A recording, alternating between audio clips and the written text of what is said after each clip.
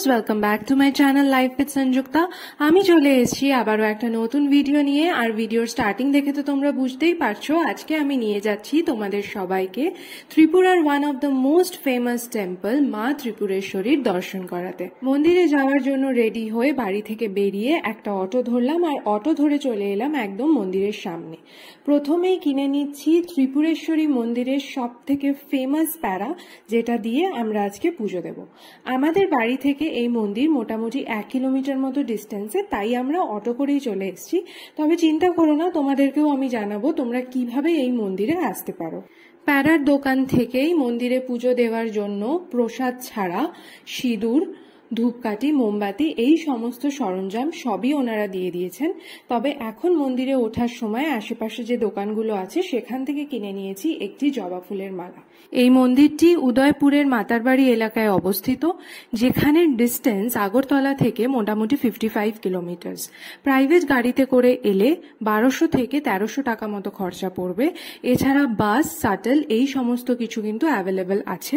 তোমরা যদি চাও ট্রেনে করে আসতে, তাহলে উদয়পুর স্টেশনে নেমে একটি অটো ধরে খুব সহজেই চলে আসতে পারবে মন্দিরের সামনে। সিঁড়ি থেকে উঠে সামনেই মন্দিরের প্রবেশদ্বার, আর এখান থেকে দাঁড়িয়েই কিন্তু দর্শন করা যায়। এর ভিতরে আর কাউকে ঢুকতে দেওয়া হয় না। আমরা তো দর্শন করেছি, এবং তোমরাও এবার আমাদের সঙ্গে করে নাও মা ত্রিপুরেশ্বরীর দর্শন। আজকে মন্দির বেশ ফাঁকাই ছিল, আর এর আগেও আমি যখন দুবার এই মন্দিরে পুজো দিতে এসেছি, সবসময় মোটামুটি খুব ফাঁকা মন্দির পেয়েছি, গিয়ে সঙ্গে সঙ্গেই পুজো দেওয়া হয়ে যায়। আজকেও কিন্তু আমাদের পুজো দেওয়া কমপ্লিট হয়ে গেছে। তবে বিশেষ কিছু উৎসবের সময়, স্পেশালি দিওয়ালির সময় এই মন্দিরে কিন্তু প্রচুর ভিড় হয়। আশেপাশে মেলা বসে, আর দিওয়ালি উৎসবটা না এখানে বিশাল বড় করে ধুমধাম করে সেলিব্রেট করা হয়। এটি হলো একটি শিব মন্দির। মা ত্রিপুরেশ্বরী মন্দিরের ভিতরে মায়ের মন্দির ছাড়া মায়ের মন্দিরের পাশেই রয়েছে ভৈরবের এই মন্দিরটি। 2021 সালের 14ই ডিসেম্বর আমি প্রথমেই মন্দিরে আসি। ডেটটা এত ভালো করে মনে আছে কারণ সেটা ছিল আমার বিয়ের ঠিক পরের দিন। এখানের নিয়ম অনুযায়ী বিয়ের পরের দিন প্রথমে মন্দিরে প্রণাম করে তারপরেই আমি শ্বশুরবাড়ি গিয়েছিলাম। তখন মন্দিরের পরিবেশ ছিল অনেকটাই অন্যরকম, আর এখন মেন মন্দির ছাড়া আশেপাশে সমস্ত জায়গায় কিন্তু ভেঙে রিকনস্ট্রাকশন করা হচ্ছে। এই মন্দিরটি তৈরি হতে হতে ধরে নাও আরও মোটামুটি 2 বছর মতো সময় লাগবে।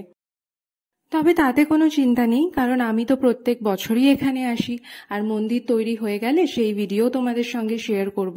তবে তোমরা পারলে অবশ্যই তার আগে কিন্তু মন্দিরে এসে ভিজিট করে যেও। এবার তাহলে ছোট্ট করে শুনে নাও এই মন্দিরের ইতিহাস। 1501 সালে মহারাজা ধন্যমাণিক্য ত্রিপুরা সুন্দরী মন্দিরের প্রতিষ্ঠা করেন। উদয়পুরের এই মন্দিরটি ধরা হয় 51 পীঠের মধ্যে এক পীঠ হিসাবে। পুরাণের কাহিনী অনুসারে সতীর অঙ্গ যেখানে যেখানে পড়েছিল সেই জায়গায় পীঠস্থানে পরিণত হয়েছে। পীঠমালা তন্ত্র গ্রন্থ অনুসারে উদয়পুরের এই স্থানে সতীর ডান পা পড়েছিল। কথায় আছে মন্দির নির্মিত হয়েছিল বিষ্ণুর জন্য, তবে স্বপ্নাদেশ পেয়ে রাজা এখানে মায়ের মন্দির প্রতিষ্ঠা করেন। এখানে মায়ের সঙ্গে নারায়ণ শিলার পুজো আজও হয়।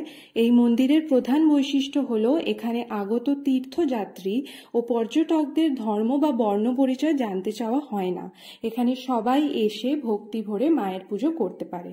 মন্দিরে প্রতিদিন পুজো হয় এবং অন্ন ভোগের ব্যবস্থা আছে। আপনারা চাইলে এখানে এসে টিকিট কাউন্টারে টিকিট কেটে এই অন্ন ভোগ গ্রহণ করতে পারেন। এই মন্দির সকাল 6টা থেকে রাত্রি 9টা অবধি খোলা থাকে দর্শনের জন্য।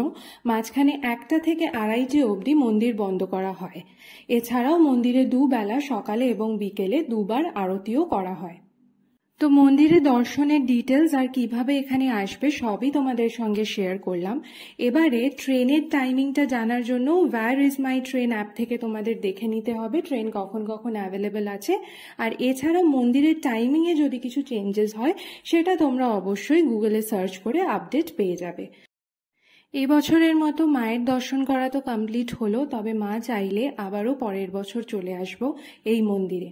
সিঁড়ি থেকে নেমে সামনেই যে একটা বিশাল বড় জলাশয় দেখছো, এখানে প্রচুর মাছ এবং তার সঙ্গে রয়েছে বড় বড় কচ্ছপ। আশপাশের পরিবেশ খুব সুন্দর এবং খুব পিসফুল। তাই তোমাদের ত্রিপুরা ট্যুরের একটি খুব ইম্পর্টেন্ট পার্ট হলো এই মন্দিরে এসে দর্শন করা। তবে আজকে আমি আমার ভিডিওটা এখানেই শেষ করছি। ভিডিওটা ভালো লাগলে অবশ্যই লাইক অ্যান্ড শেয়ার করে দিও, আর চ্যানেলটা সাবস্ক্রাইব করতে কিন্তু ভুলো না, বিকজ এরপরে রয়েছে আরও ত্রিপুরা ট্যুরের অনেক ডিটেলস। নেক্সট ভিডিওর জন্য ওয়েট করো, অ্যান্ড ততক্ষণের জন্য বাই বাই।